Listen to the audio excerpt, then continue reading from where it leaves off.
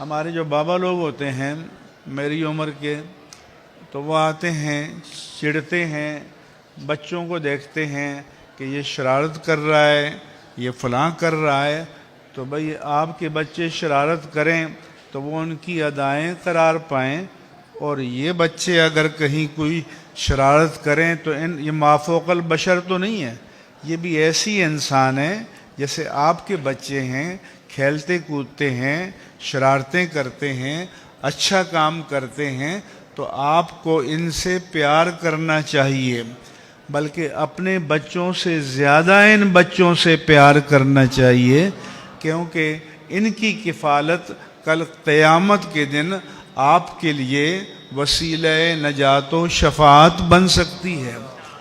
میرے پاس ہمارے ایک دوست آئے، انہوں نے ہمارے ہاں اپنا بچہ حفظ کے لیے داخل کیا تھا، تو وہ کہنے لگے کہ جی ہم نے تو سمجھا تھا کہ یہ بہت ہی بس مسکین، عاجز اور شریف ہوگا،